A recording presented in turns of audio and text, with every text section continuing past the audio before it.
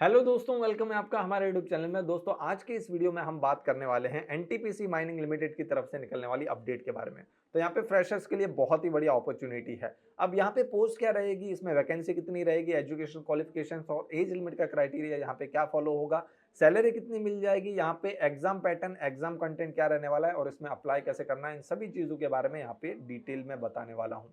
तो यहाँ पे दोस्तों इस वीडियो को लास्ट तक जरूर देखना, बीच में से स्किप मत करना। चलिए वीडियो को स्टार्ट करते हैं।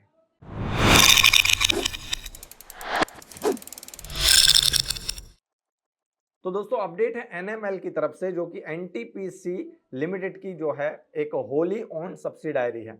अब यहाँ पे एडवर्टाइजमेंट नंबर आपको शो हो रहा होगा NML/01/2024। यहाँ पे जो पोस्ट है वो आपकी माइनिंग ओवरमैन की रहेगी, फिर आपकी मैगजीन इंचार्ज रहेगी, मैकेनिकल सुपरवाइजर है, electrical supervisor, vocational training instructor, junior mine surveyor, ये सब आपकी पोस्ट रहेगी। अब यहाँ पे वन बाय वन करके मैं सभी पोस्ट की जो टेबल्स हैं उनका जो डिस्ट्रीब्यूशन है वैकेंसी का वो मैं आपको यहाँ पे बताता जाऊंगा। तो आप चाहो तो इसका स्क्रीनशॉट ले सकते हो। अब यहाँ पे फर्स्ट पोस्ट की बात करें तो फर्स्ट जो पोस्ट है वो है माइनिंग ओवरमैन की, और प्रोजेक्ट आपका रहेंगे, ओके, प्रोजेक्ट के नेम आपको शो हो रहे होंगे, पकरी बरवाडी, छट्टी, बरियातू, केरंदरी, डुलंगा, तलाईपल्ली, बदम, ये सब इसके जो है वो प्रोजेक्ट के नेम्स है। साथ ही में आपको यहाँ पे सब में कितनी कितनी यहाँ पे वैकेंसी है शो हो रही होगी, और इसको कास्ट वाइज डिस्ट्रीब्यूट कैसे किया गया है वो भी आपको यहाँ पे शो हो रहा होगा। तो ये फर्स्ट पोस्ट जो है माइनिंग ओवरमैन की, उसका आपको टेबल शो हो रहा होगा। फिर सेकंड जो है मैगजीन इंचार्ज की, ये उसकी यहाँ पे टेबल आपको शो हो रही होगी। थर्ड जो पोस्ट है मैकेनिकल सुपरवाइजर, उसकी यहाँ पे आपको टेबल शो हो रही होगी। फिर फोर्थ है आपकी इलेक्ट्रिकल सुपरवाइजर, तो यहाँ पे उसकी टेबल आपको शो हो रही होगी। तो वन बाय वन आप क्या करो, इसके स्क्रीनशॉट लेते जाओ ताकि आपको यहाँ पे पता चले कि हम आपकी जो डिसिप्लिन होगी उसमें कितनी यहाँ पे वैकेंसी है, और कास्ट वाइज जो है वो आपको यहाँ पे पता लग जाएगा। नेक्स्ट है आपकी वोकेशनल ट्रेनिंग इंस्ट्रक्टर की यहाँ पे टेबल शो हो रही होगी।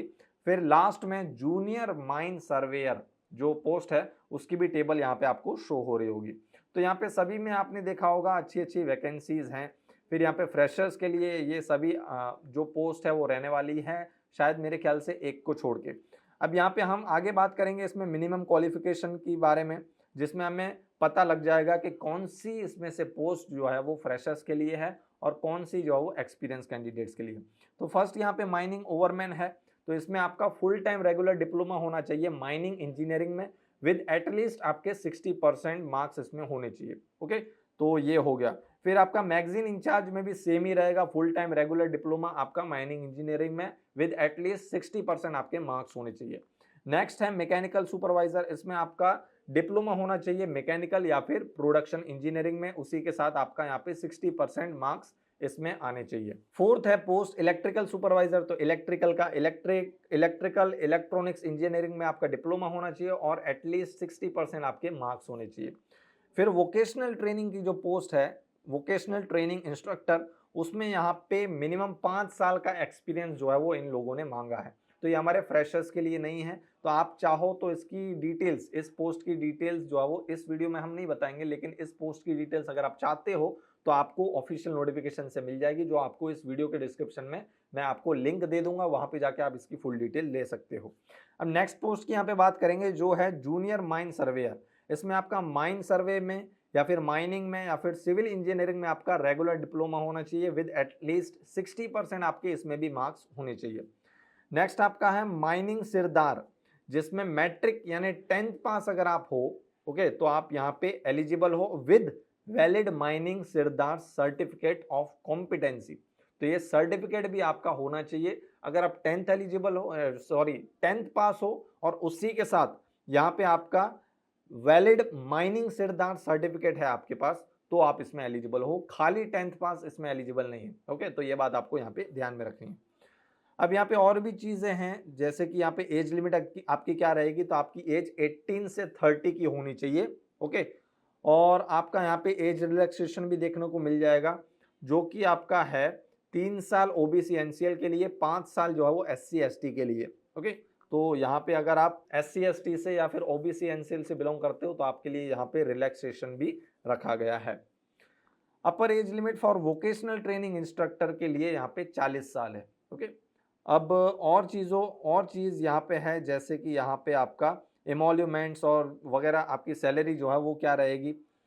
तो सैलरी जो है 1 से 6 सीरियल नंबर की जो पोस्ट थी, ओके, यानी यहाँ पे जो junior mine surveyor, okay, junior mine surveyor की जो पोस्ट है, सॉरी यहाँ पे एक माइनिंग सिरदार की पोस्ट को छोड़ के बाकी की जो 1 से 6 सीरियल नंबर वाली पोस्ट है उसकी यहाँ पे सैलरी आपको जो है कंसोलिडेटेड फिक्स्ड मंथली पे आपको 50,000 मिलेगा, यानी एज ए फ्रेशर यहाँ पे आपको 50,000 सैलरी मिल जाएगी।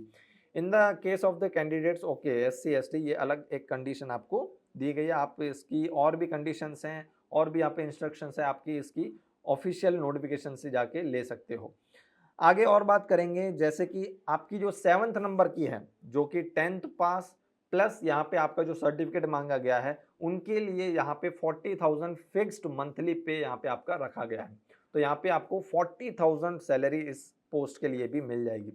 पीरियड ऑफ एंगेजमेंट जो है ये आपका फिक्स टर्म एम्प्लॉयमेंट है जिसमें 3 से 5 साल तक आपके रहेंगे। तो इनिशियली ये 3 साल तक रहेगा, फिर आपकी जैसी परफॉर्मेंस होगी और रिक्वायरमेंट के हिसाब से आपके 2 साल और एक्सटेंड हो जाएंगे, यानी 5 साल की आपकी सर्विस हो जाएगी। यानी पहले आपकी इनिशियली जो है वो 3 साल की ही रहेगी। फिर आपका आप देख लेते हैं यहाँ पे सिलेक्शन प्रोसेस क्या है। तो सिलेक्शन प्रोसेस की बात करें तो यहाँ पे फर्स्ट स्टेज में CBT होगा और सेकंड स्टेज में यहाँ पे स्किल टेस्ट है। अब CBT में क्या होगा वो भी मैं आपको यहाँ पे बता देता हूँ। तो रिटन टेस्ट होगा CBT मोड में, जिसमें आपके सब्जेक्ट जो होंगे जनरल नॉलेज होंगे, इंग्लिश होगा, क्वांटिटेटिव एप्टीट्यूड होगा, रीजनिंग होगा, ट्रेड डिसिप्लिन स्पेसिफिक टेस्ट होगा। ओके, ये आपके सब्जेक्ट रहेंगे। अब यहाँ पे क्वालिफाइंग मार्क्स जो है, यानी रिटन टेस्ट को क्वालिफाई करने के लिए आपको 40% आपको मार्क्स लेने हैं जनरल और EWS कैटेगरी वालों के लिए, और 30% है SC ST OBC NCL candidates के लिए। अब यहाँ पे 120 क्वेश्चंस होंगे जिसमें से 40 क्वेश्चन जो है वो GK के, इंग्लिश, क्वांटिटेटिव एप्टीट्यूड, रीजनिंग के होंगे। ओके, ये 4 के यहाँ पे 40 क्वेश्चंस होंगे और बाकी के जो 80 क्वेश्चंस होंगे वो आपके ट्रेड और डिसिप्लिन, यानी आपने जिसमें भी क्वालिफिकेशन किया है उसके रिलेटेड आपको 80 क्वेश्चंस जो है वो आएंगे। इसमें आपको इस एग्जाम के लिए आपको 2 घंटे मिलेंगे। हर एक क्वेश्चन के यहाँ पे 2 मार्क्स है। फिर अगर आपका क्वेश्चन रॉन्ग होता है तो 0.5 मार्क्स आपके डिडक्ट होंगे। Okay, will be deducted from the overall score of the candidate, okay, for each incorrectly answer. However there will be no negative mark for the unanswered questions, यानी अगर आपने कोई answer को ऐसे छोड़ दिया तो उसका कोई भी मार्क्स डिडक्ट नहीं होगा। ओके, आगे और चीज हैं, जैसे कि यहाँ पे शॉर्ट लिस्ट के कैंडिडेट्स, फिर उसमें से कैंडिडेट्स को शॉर्ट लिस्ट किया जाएगा और 1:5 के रेशियो में स्किल टेस्ट के लिए उनको बुलाया जाएगा, जो कि यहाँ पे क्वालिफाइंग इन नेचर है। ओके, फिर यहाँ पे आगे और चीज है, फाइनल मेरिट लिस्ट आपकी प्रिपेयर होगी और उसके बेसिस पे यहाँ पे आपका सिलेक्शन होगा। अब यहाँ पे टेस्ट सेंटर्स क्या होंगे, तो यहाँ पे रांची है और भुवनेश्वर है। ओके, झारखंड में रांची है टेस्ट सेंटर और ओडिशा में यहाँ पे भुवनेश्वर है। Second stage skill test shall be conducted at any of the coal mining project.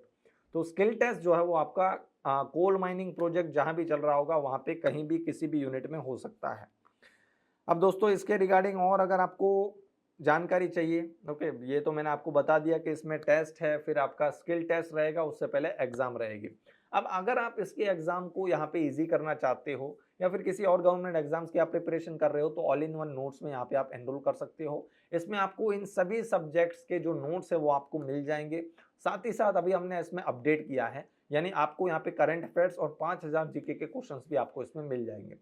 अब यहाँ पे वैसे तो इसकी वैलिडिटी 1 साल रहती है, लेकिन सपोज कि अगर आपकी वैलिडिटी 1 साल के बाद आपका यहाँ पे एग्जाम जो है वो 1 साल के बाद है, यानी 1 साल के बाद 4 महीने पे है, चौथे 5वें महीने में है, 1 साल आपका हो गया, उसके भी 4 महीने पे है, तो ये वैलिडिटी आपकी जो है वो आप एक्सटेंड करा सकते हो आपकी एग्जाम तक।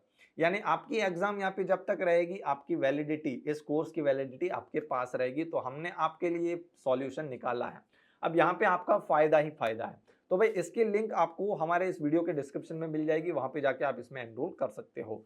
और तो और अगर आप इसकी फुल डिटेल्स लेना चाहते हो तो इसकी ऑफिशियल नोटिफिकेशन की जो लिंक है वो भी मैं यहाँ पे हमारे इस वीडियो के डिस्क्रिप्शन में ऐड कर दूंगा, वहाँ पे जाकर आप फुल डिटेल्स भी ले सकते हो।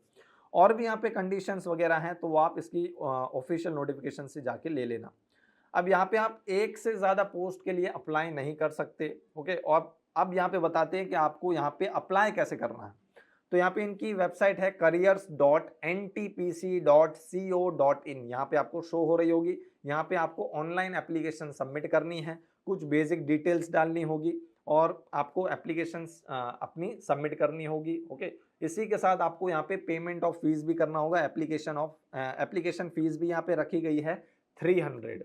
लेकिन अगर आप SC ST और XSM कैटेगरी से या फिर थर्ड जेंडर फीमेल कैंडिडेट्स हो तो यहाँ पे आपको कोई भी फीस पे करने की ज़रूरत नहीं है, ओके। तो ये बात भी आपको यहाँ पे ध्यान पे रखनी है। Admit card for the written test on January 21, 2000, okay. ये आपके अलग है, ये आपके लिए नहीं है। पेमेंट ऑफ एप्लीकेशन फीस, तो यहाँ पे आप net banking, debit card, credit card के और UPI के थ्रू यहाँ पे कर सकते हो। अब यहाँ पे बात करेंगे इसकी इंपॉर्टेंट डेट्स के बारे में। तो यहाँ पे ये 17 जुलाई से स्टार्ट हो चुकी है इसकी एप्लीकेशन, और इसकी लास्ट डेट जो है वो यहाँ पे 5 अगस्त रहने वाली है। 5 अगस्त रात को 11:15 बजे तक, यानी 11:45 तक आप इसमें अप्लाई कर सकते हो। तो उससे पहले पहले यहाँ पे अप्लाई कर देना।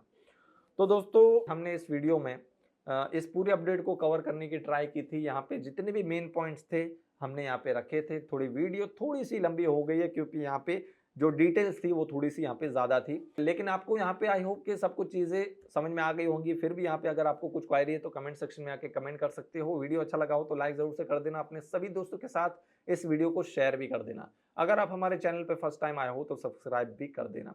तो दोस्तों, मिलते हैं हमारी नेक्स्ट अपडेट में, तब तक के लिए गुड बाय, टेक केयर।